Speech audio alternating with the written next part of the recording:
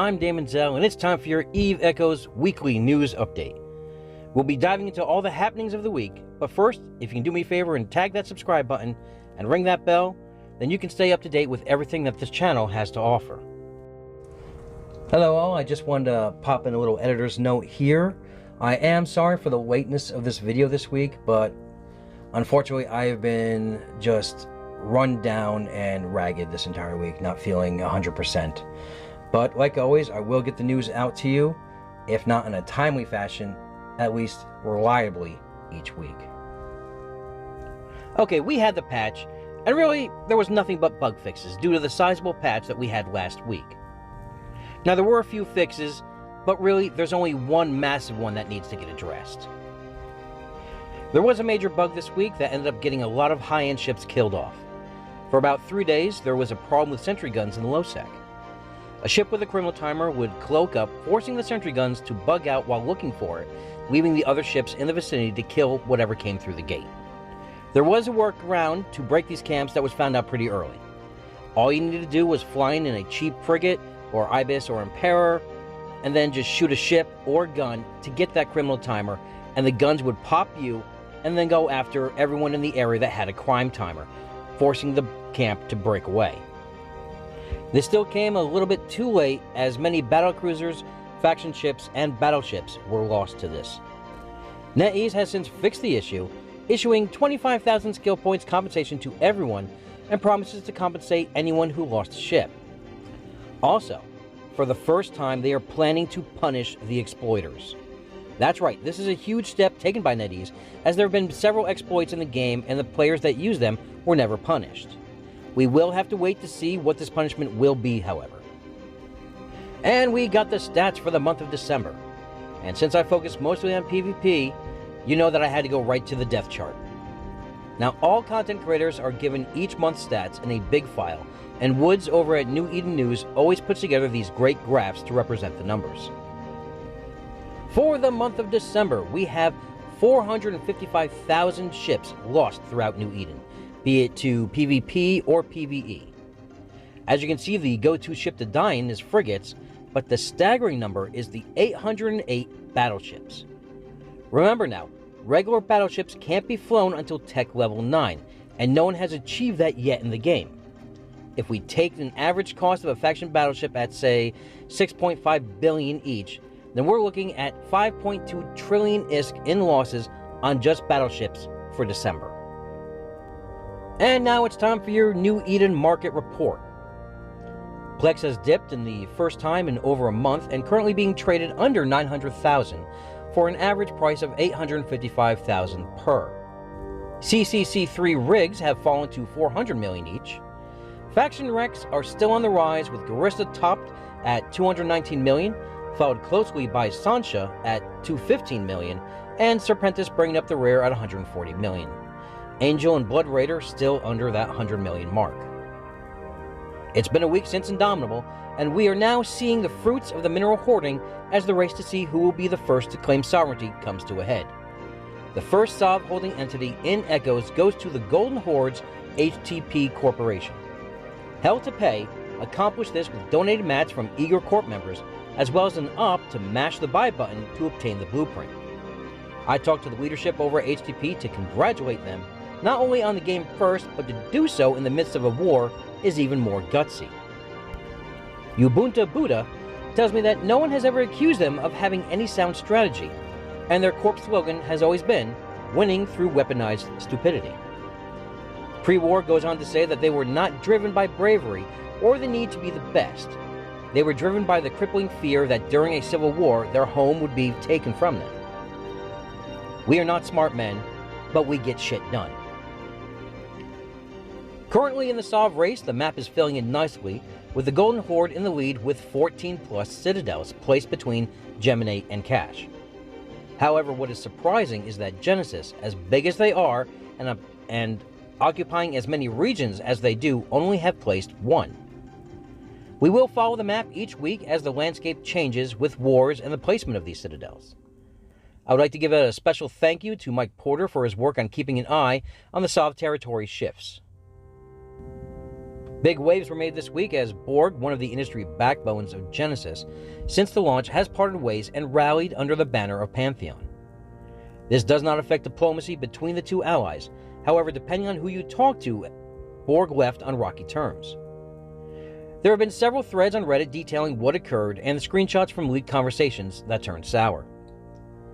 Woods over at New Eden News has done an in-depth interview with both Momosaurus Rex of Genesis and Alondria, the CEO of Borg. What it came down to is a difference of opinion on CTAs as well as the Genesis ore buyback program. Miners and industrialists wanted JITA pricing while being 55-plus jumps from the major trade hub, and the buyback program topped out at 60% of JITA pricing. Borg had several entities that wanted to merge in and become part of the collective. However, Genesis also put a stop to that. Mining pilots were always berated for not showing up to CTAs, as well as being threatened to be shot on sight if they left the station for anything other than that CTA during that time. Through these screenshots, you can see Kerensky's opinion on miners. However, this was explained away that Kerensky does not hate miners because everyone mines in Genesis, and he couldn't possibly hate himself. Blue status has been given to the Borg as they were moving out. However, it did not stop some pilots from killing the Borg for personal reasons. I contacted both Kerensky and Alondria for official statements. Kerensky states, "So after the Alliance leaders met, we have Borg some considerations after addressing serious and persistent issues to which I won't comment at this time, as I'm not here to air dirty laundry or cast blame. I'm unsure of what their statement will be, but we gave them 24 hours to review the entire situation and come back to us with responses and the way forward. It's why there has not been a public post from Genesis, as it is Borg leadership's place to speak to their members and address them before the Alliance influences anything with our comments." Alondria has given a prepared statement. "To whom it may concern, firstly, I would take this moment as a corporation leader of Borg to provide some formalized feedback, considering the myriad of posts in respect to GenFed and Borg. I would like to emphasize that as a corporation, we do not support the trolling, flaming, and threatening of other pilots on social media, Reddit, or in any form, particularly those that were formerly part of our family, and it should be found that a Borg pilot is responsible, we will take swift and decisive action. As a family, we wish all pilots well in their endeavors and respect their personal playstyle. However, trolling and metagaming is not one of our interests. Secondly, I would like to state that, like all families, there are disagreements, ultimately in this case, which led to the divergence of the paths between GenFed and Borg. The relationship between GenFed and Borg is one that spans many games and many years. We do not wish ill of GenFed, and like others, watch to see what their future holds. It has been a pleasure to fly with Genesis. However, now our paths take different directions. We bid them farewell and success in their future endeavors." There is a recording of the Borg Town Hall to their members, letting them know the future and state of affairs. Now, I only listened to a small portion of this hour and 40-minute long meeting, but it does go into depth as to why Borg was kicked from Genesis. I will have a link of this recording in the description. Here at the front, I wish the Borg success in their future. Possible war brewing between OG and Genesis Federation. It is hard to say why this war is happening because depending on who you listen to, the other has started it. In a massive thread, it seems to all stem from PvP roams that OG was doing throughout various regions, and one of those regions was Esoteria. OG claims 3 days of the raids on miners and ratters, while Genesis claims 10 days. A peace to the raids was achieved, and then Genesis hit a mining fleet of OG to the tune of 20 billion in damages the following day. I am told by OG that this caused a retaliatory strike on the Genesis base. In the thread, the base strike is what has started the drums of war to awaken. I reached out to both parties for a statement. Sandman, the leader of OG, states, "We've been growing a lot recently. They have been roaming into our space, so we've been roaming into theirs. They started threatening they were going to blow up one of our corp outposts when we put them down. I've been talking to Momosaurus for weeks trying to de-escalate things, but it seems they want to instigate and push for war. If we do go to war, it will be by their choosing, and as usual, it'll be conveniently offensive. It's ironic that they always claim it's someone else that forces their hand or causes a war, but they're the ones invading. We are pretty well prepared though, and I don't think it's going to go the way they think. While Momosaurus Rex had these words: I have zero clue as to why they keep poking at us on the Reddit nonsense. They bring the interceptors and hide in a safe spot for hours while shouting insults in local. It's not a roam or anything of that sort. Last night they spent hours trying to take out our base, warping from safe spot to base and back. I let their alliance leader know that it crossed the line for us to full warfare. We are 24/7 and more than happy to come clear out their entire region of bases every day if need be. After a brief chat this evening, it seems they don't want war after all. We will see what tomorrow brings, I suppose. Meanwhile, we diverted our fleets to F1 and friend citadels and set them all to armor tonight instead. While there might be de-escalation, tensions still run high as both fleets collided as Genesis hit multiple outposts held by F-Coalition, a blue ally of OG. F-Coalition had 100 pilots defending against the equal-numbered Genesis fleet until the late arrival of reinforcements from the OG.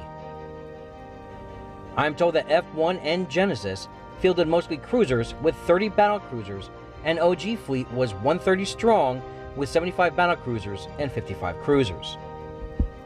However, local turned ugly as insults were thrown out to Genesis by F-Coalition. Sandman goes on to say that they take defending their allies seriously and are done with Genesis bullying them and their allies. A Genesis spy has come out to shine a light into the world of the Black Ops of Genesis since the beginning of the game. Now, I have not been able to reach out to the poster, nor could I validate any of these claims. The member states that GenFed has been in the spy game since the beginning, locating possible future threats and embedding agents into those organizations to learn everything that they could, including their allies that they could turn to in time of need. The agent also states how the botting allegations were used as a cover to remove chess pieces from the board and manipulate their allies into wars. Those that were not botters but had any sort of blue status with them would be labeled as bot sympathizers. What is truly disturbing, again, if true, is that backroom deals were done with corporations within Death Venom to pay tribute in the form of faction battleships to receive safe passage out of the region. These ships would have been built using these botting methods they claim could destroy the game's economy. Again, I have not verified these allegations, nor do I have the means to, but it does merit looking into. Trouble between Eternal Armada of the QC and Pantheon? I was sent this recording of Sun Banana, the leader of Pantheon, setting certain members of EA red for trying to break apart their alliance. Cosmic Hawk, System Arrow, all of those guys are giving their best right now to break our alliances. We've dealt with it. They are gone. But yeah, all of these guys, all of their names are on the blue fuckery list for goons. They are red listed. I reached out to Mad Rage, the head of Eternal Armada, and he had this to say on the subject. Unfortunately, we are unable to comment at this time other than to say that although we may not always see eye to eye, we will always respect QC and their choices of blues. He also states that it sounds like a goon problem as the players in question have not been removed from EA. I pressed the matter by asking if this strains relations between Pantheon while sharing a region with them, and in a final statement I am told, I understand, and that will be something that will have to be sorted out on their end. In EA's current opinion, System Error and Cosmic Hawk have voiced their opinions, which is their right as players. However, they have not acted against any group that is blue to EA directly or indirectly. I do want to apologize at this time. From this moment forward, the audio may not be as good as it usually is. I did have to change locations of recording. Dead, Dune, and Sin bid Fountain a farewell this week as they left under Mercenary Coalition's escort services to head to their new home in the Great Wildlands under the F Coalition's banner. The CEO and leader of Dead, Lycander, will now be heading up the Coalition's US division inside of F2. This has not stopped Pantheon this week in announcing that they are having an event called the Easter Dead Egg Hunt, where they are giving out prizes and a point system for killing members of Dead, their former adversaries. Apparently, taking Fountain and breaking Terran Federation, scattering everyone under various banners was not good enough. They appear not to be happy until Dead are either banished to HiSec, disbanded, or have all their players leave the game that is already seeing record number of players leaving. In my personal opinion, you won the war, took the region, all while claiming Terran Federation to be the most toxic in the game, and then you go do this. Hello pot, meet kettle.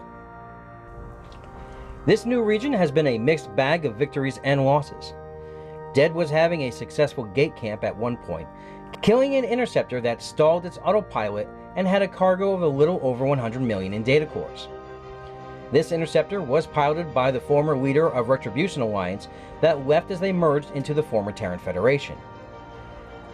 This was met with swift retaliation as Icy, now leader of DEJA in the Nebularium Alliance, returned with a fleet to smash the camp, which then resulted in a Dead battleship loss. Snoopy, who arrived at the camp just a few moments before the strike, lost his Macarial to this fight. This has led to several skirmishes this week between Neb and Dead, resulting in wins and losses on both sides. Last night, Dead was able to kill a Neb outpost, which I'm sure will have repercussions throughout the region. Now we're going to keep an eye on this region for further instability as well as future battles between these two groups. The war we were talking about last week between the Golden Horde and the North Star Federation was kicked into gear this week. Multiple stations were hit on both sides, however this resulted in the massive losses to the Horde to the tune of 40 billion in 2 days. However, this story takes an unexpected twist, and as quickly as it started, it had stopped. Multiple corporations abandoning Black Dogs in the NSF, which left the NSF without a power base to continue any assault. NSF has since retreated, but not before vowing that the Horde will burn and that the North Star Federation will be its cause. This effectively quells the civil war, as elections on the new Diplomatic Council are scheduled to take place this upcoming week. Catch-22, a member of the QC, had a rather productive roam last night in Impasse, netting them 27.6 billion in kills. Catch-22 was hoping to catch a few nice kills while roaming with a fleet of 19 when they came across a small ratting fleet. They moved in and jumped the Op-Force fleet of 2 battleships, 2 Cinnables, 1 Gila, and 1 Drake. I'm told the fight was intense and lasted for about 8 minutes. This roaming fleet was complete with light tackle, Logi, and a Guardian. Great amount of kills, and you gotta love those PvP roams. The Mercenary Coalition had a great week with multiple battleship kills, starting off with a Rattlesnake kill on the 10th for 14.5 billion. The next day we have a Macarial kill on the 11th for 9.7 billion, and then we round off the week with 5 in the span of 30 minutes. 60.2 billion killed in 1 camp, 4 Rattlesnakes and 1 Nightmare. I'm told they started killing the Nightmare and the 4 Rattlesnakes jumped in to assist their comrade. People are getting fat out there, and it's good for the economy to cut away some of this wealth. Obsidian Elite caught another Rattlesnake this week, netting a 12.8 billion kill. Void Alliance also caught themselves a battleship this week, a Macarial to the tune of 10 billion. It's like Oprah living out in Nullsec. You get a battleship kill. You get a battleship kill. Everyone gets battleship kills. That being said, we also have this 6.6 billion bestower kill from, I believe, Nebularium. And for the solo kills this week and a chance at an Omega combo, this 1.8 billion Oracle kill provided by Crumbs as the second runner-up for this week's prize. First runner-up is this 2.2 billion Interceptor kill by Ecto Cooler. And the winner of this week's Omega combo giveaway is Cascader, with this 2.9 billion Gila kill. Cascader, please contact me on Discord so I can get that prize out to you. And that's our show this week, but please still go check out these other news outlets for your fill of Eve Echoes news. Frankie over at Eve Echoes Radio, the Echoes of New Eden podcast, and also the almost daily stories in written format on the New Eden News. Okay everyone, have a great holiday and the rest of a great weekend. Fly safe. Remember, we're all one vision, one purpose, one front.